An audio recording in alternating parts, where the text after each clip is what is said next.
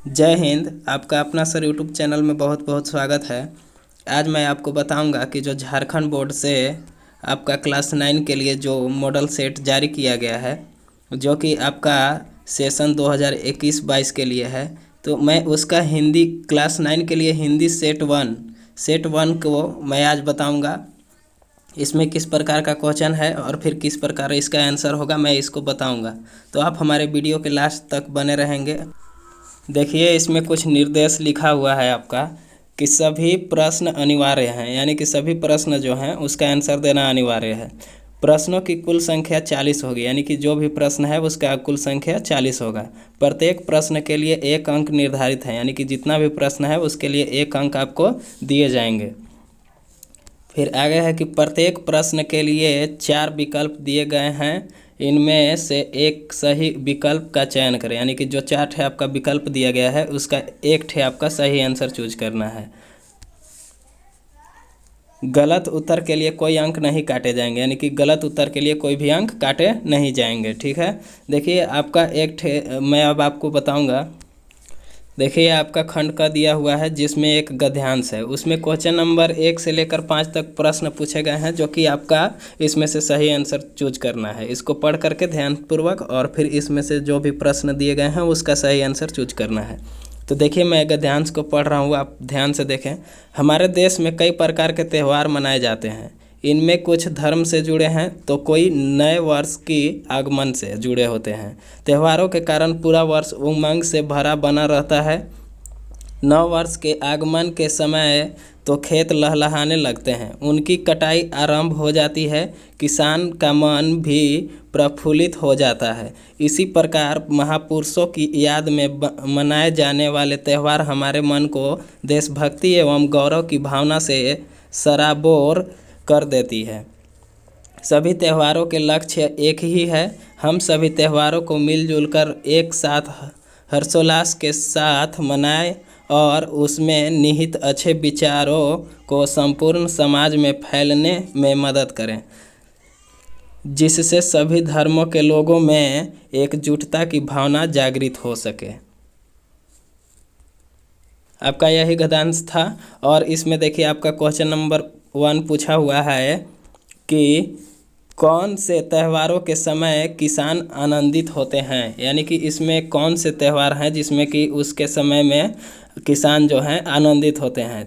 Option A है कि धार्मिक दृष्टि से जुड़े होते हैं। ऑप्शन बी है कि महापुरुषों की याद में मनाए जाने वाले त्यौहार।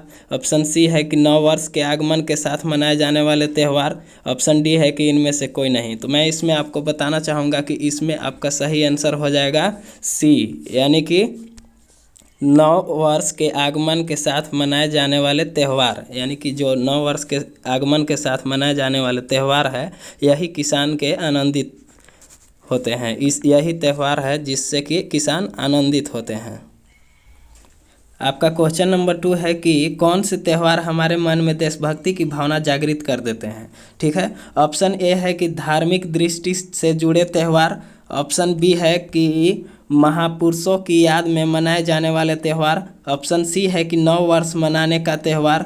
ऑप्शन डी है कि इनमें से कोई नहीं। तो इसमें मैं आपको बताना चाहूँगा कि इसका आपका सही आंसर हो जाएगा बी, यानी कि महापुरुषों की याद में मनाए जाने वाले त्यौहार। जो मैंने अभी गद्यांश पढ़ा था उसमें यही भी लिखा हुआ था, तो इसमें आप ऑप्शन बी को टिक कर लेंगे। आपका क्वेश्चन नंबर 3 है कि सभी त्योहारों का लक्ष्य क्या है, यानी कि जितने भी त्यौहार हैं उसका लक्ष्य क्या है। तो इसमें आपका सही आंसर हो जाएगा ए, यानी कि उसमें निहित अच्छे विचारों को पूरे समाज में फैलाना, जो आपका गद्यांश में दिया हुआ था। तो इसमें आप ऑप्शन ए को टिक कर लेंगे, उसमें निहित अच्छे विचारों को पूरे समाज में फैलाना।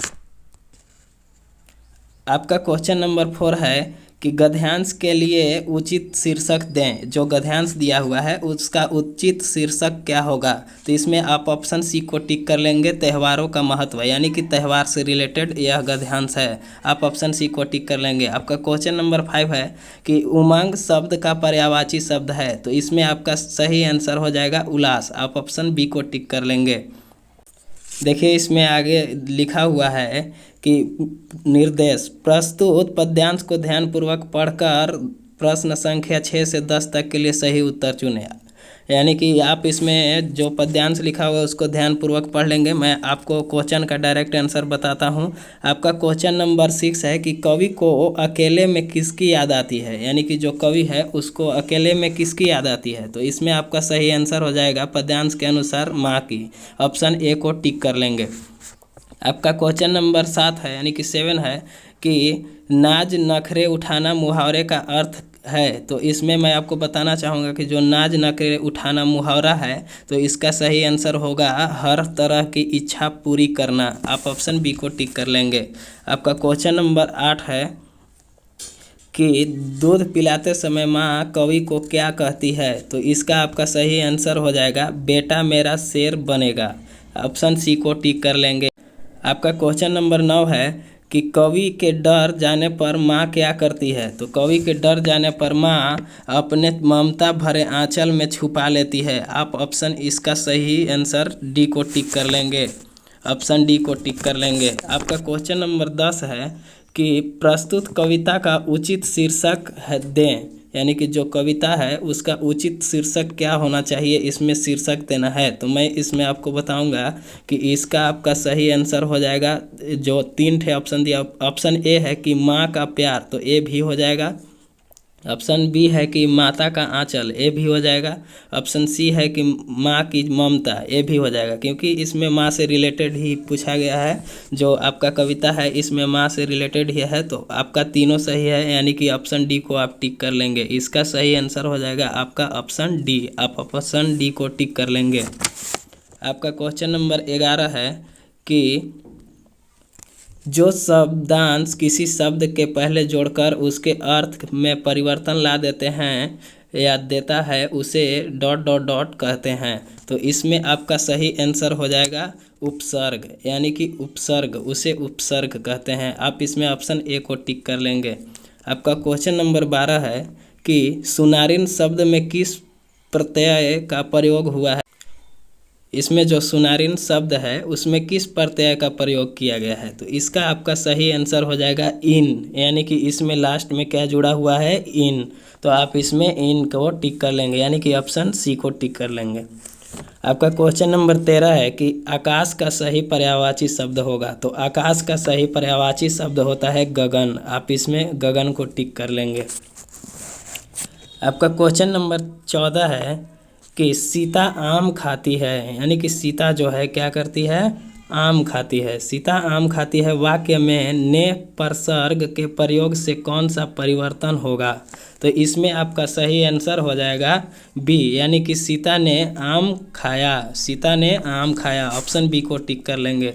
आपका क्वेश्चन नंबर 15 है 4 लीटर दूध में विशेषण शब्द है। देखिए इसमें 4 लीटर दूध बताया गया है। तो इसमें 4 लीटर दूध बताया गया है, तो इसमें 4 लीटर होगा। ऑप्शन ए को टिक कर लेंगे, 4 लीटर। क्वेश्चन नंबर 16 है कि राम ने समय पर काम पूरा किया, रचना के आधार पर वाक्य भेद बताएं। इसमें आपका सही आंसर हो जाएगा ए, यानी कि सरल। राम ने समय पर काम पूरा किया, ये सरल वाक्य है। तो इसमें आपका सही आंसर हो जाएगा सरल। आपका क्वेश्चन नंबर 17 है कि मोहन ने कहानी सुनाई और सोहन हंसने लगा, रचना के आधार पर वाक्य के भेद बताए। इसमें भी वाक्य का भेद बताना है। तो इसमें आपका सही आंसर हो जाएगा संयुक्त, यानी कि जो मोहन ने कहानी सुनाई और सोहन हंसने लगा, तो इसमें संयुक्त वाक्य है। आप ऑप्शन बी को टिक कर लेंगे। आपका क्वेश्चन नंबर 18 है कि 9 2 11 होना मुहावरे का सही अर्थ है। तो इसमें आपका सही आंसर हो जाएगा भाग जाना, यानी कि ऑप्शन सी को टिक कर लेंगे। आपका क्वेश्चन नंबर 19 है कि लड़का अच्छा है, इस वाक्य में वचन बदल देने पर विशेषण पर क्या प्रभाव पड़ेगा। तो इसमें आपका सही आंसर हो जाएगा लड़के अच्छे हैं, यानी कि इसमें भी बोला हुआ है कि लड़का अच्छा है। तो इसमें आपका सही आंसर हो जाएगा ए, यानी कि लड़के अच्छे हैं। आप इसमें ऑप्शन नंबर ए को टिक कर लेंगे, लड़के अच्छे हैं। आपका क्वेश्चन नंबर 20 है कि विशेषण पद के द्वारा जिसकी विशेषता बताई जाती है उसे क्या कहते हैं, यानी कि विशेषण पद के द्वारा जिसकी विशेषता बताई जाती है उसे क्या कहते हैं। तो आप इसमें ऑप्शन टिक कर लेंगे सी को, यानी कि विशेष्य उसे कहते हैं। ऑप्शन सी आपका सही आंसर हो जाएगा। आपका देखिए खंड ग आ गया, जिसमें पाठ्य पुस्तक से है। अब देखिए इसको आप पढ़ लेंगे, मैं इसका आपका डायरेक्ट आंसर बता रहा हूँ। आपका क्वेश्चन नंबर 21 है कि प्रस्तुत पद के रचनाकार कौन है, यानी कि जो पद दिया हुआ है इसका रचनाकार कौन है। तो आप पद को पढ़ लेंगे जो आपका पाठ्य पुस्तक से है। तो इसका आपका सही आंसर हो जाएगा कबीरदास, यानी कि जो ये पद दिया हुआ है इसका सही आंसर हो जाएगा कबीरदास, यानी कि कबीरदास इसके लेखक थे, यानी कि रचनाकार थे। आपका क्वेश्चन नंबर 22 है कि मनुष्य किसे ढूंढ रहा है। तो इसमें आपका सही आंसर हो जाएगा ईश्वर को, यानी कि ऑप्शन डी को टिक कर लेंगे। आपका क्वेश्चन नंबर 23 है कि बैराग का मतलब है। तो मैं इसमें आपको बताना चाहूँगा कि बैराग का मतलब होता है यानी कि वैराग्य, यानी कि बैराग का मतलब होता है वैराग्य। आप ऑप्शन बी को टिक कर लेंगे। आपका क्वेश्चन नंबर 24 है कि पद में किन दो तीर्थ स्थलों के नाम आए हैं। जो पद दिया हुआ है उसमें किन दो तीर्थ स्थलों के नाम आए हैं। तो इसमें काबा और कैलाश का नाम आया है, इसलिए आप ऑप्शन बी को टिक कर लेंगे, काबा और कैलाश, यानी कि 24 क्वेश्चन नंबर का आपका सही आंसर हो जाएगा बी, काबा और कैलाश। आपका क्वेश्चन नंबर देखिए आगे पूछ रहा है, निर्देश दिया हुआ है कि निर्देश निम्नलिखित प्रश्नों के सही विकल्प का चयन कीजिए, यानी कि जो प्रश्न है उसका सही विकल्प का चयन कीजिए।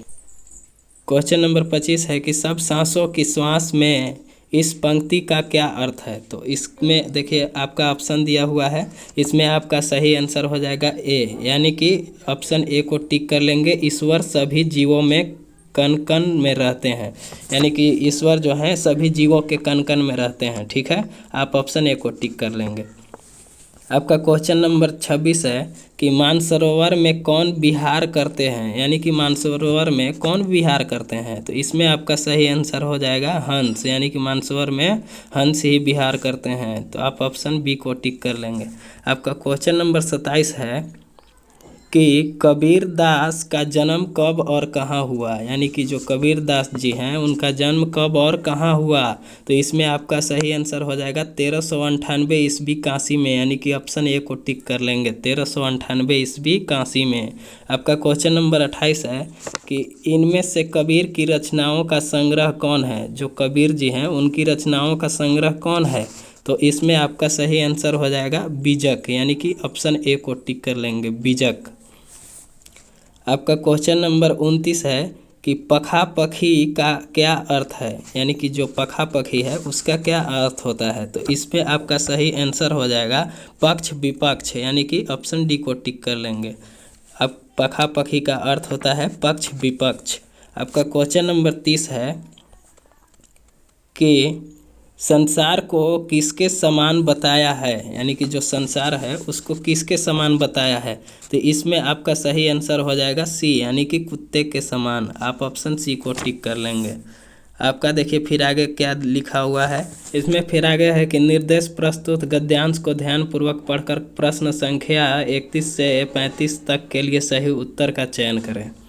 देखिए गद्यांश क्या दिया हुआ है कि आज दोनों के सामने फिर वही सूखा भूसा लाया गया। दोनों चुपचाप खड़े रहे, घर के लोग भोजन करने लगे। उस वक्त छोटी सी लड़की 2 रोटियां लिए निकली और दोनों के मुंह में देकर चली गई। उस एक रोटी से इनकी भूख तो क्या शांत होती, दोनों के हृदय को मानो भोजन मिल गया। यहाँ भी किसी सज्जन का वास है। लड़की भैरव की थी, उसकी माँ मर चुकी थी, सौतेले माँ उसे मारती रहती थी, इसलिए इन बैलों से उसे एक प्रकार की आत्मीयता हो गई थी। फिर इसमें आगे है कि दोनों दिन भर जोते जाते, डंडे खाते उड़ते, शाम को थान पर बांध दिए जाते और रात को वही बालिका उन्हें 2 रोटियां खिला जाती। प्रेम के इस प्रसाद की यह बरकत थी कि 2-2 गाल सूखा भूसा खाकर भी दोनों दुर्बल न होते थे, मगर दोनों की आंखों में रोम रोम में विद्रोह भरा हुआ था। देखिए आपका फिर आगे क्वेश्चन नंबर 31 दिया हुआ है कि छोटी सी लड़की रात को दोनों को क्या खिला जाती थी। तो इसमें आपका सही आंसर हो जाएगा ए, यानी कि रोटियां खिला जाती थी। अभी तुरंत मैंने बताया है, इसमें आप ऑप्शन ए को टिक कर लेंगे। आपका क्वेश्चन नंबर 32 है कि लड़की के पिता का क्या नाम था? ऑप्शन ए दिया गया है गया, ऑप्शन बी है झुरी, ऑप्शन सी है भैरव, ऑप्शन डी है इनमें से कोई नहीं। तो आप इसमें ऑप्शन सी को टिक कर लेंगे, यानी कि भैरव। ऑप्शन सी को टिक कर लेंगे। आपका क्वेश्चन नंबर 33 है कि माँ उसके साथ कैसा व्यवहार करती थी? जो माँ थी उसके साथ कैसा व्यवहार करती थी? इसमें आपका सही आंसर हो जाएगा सी, यानी कि उसे घर से बाहर निकाल देती थी। आप इसमें ऑप्शन सी को टिक कर लेंगे, उसे घर से बाहर निकाल देती थी। आपका नीचे फिर निर्देश लिखा हुआ है, देखिए क्या लिखा हुआ है कि निर्देश निम्नलिखित प्रश्नों के सही विकल्प का चयन कीजिए, यानी कि जो प्रश्न दिया हुआ है उसका सही आंसर चूज कीजिए। अब क्वेश्चन नंबर 34 है कि दोनों बैलों के साथ कैसा व्यवहार किया जाता? तो इसमें आपका सही आंसर हो जाएगा वे दिन भर जोते जाते और डंडे खाते थे। तो ऑप्शन ए को टिक कर लेंगे, दोनों दिन भर जोते जाते और डंडे खाते थे। ऑप्शन ए को सही टिक कर लेंगे। आपका क्वेश्चन नंबर 35 है कि उपर्युक्त गद्यांश के लेखक कौन है? जो इसका आपका मैंने बताया था अभी गद्यांश, तो उसका लेखक कौन है? तो इसमें आपका सही आंसर हो जाएगा ए, यानी कि प्रेमचंद। उनका लेखक प्रेमचंद है। आपका क्वेश्चन नंबर 36 है कि तिब्बत की औरतें चाय किस में कूटती थी? यानी कि जो तिब्बत की औरतें थी उस वे लोग चाय किस में कूटती थी? तो इसका आपका सही आंसर हो जाएगा ए, यानी कि चोड़ी में कूटती थी। आपका क्वेश्चन नंबर 37 है कि लेखक गलत रास्ते पर कितने मील चला गया? यानी कि इस जो लेखक था वह गलत रास्ते पर कितनी मील चला गया था? तो इसमें आपका सही आंसर हो जाएगा मील डेढ़, यानी कि मील 1.5 मील, या तो 1 मील या तो 1.5 मील चला गया था, यानी कि मील 1.5 मील। ऑप्शन ए को टिक कर लेंगे।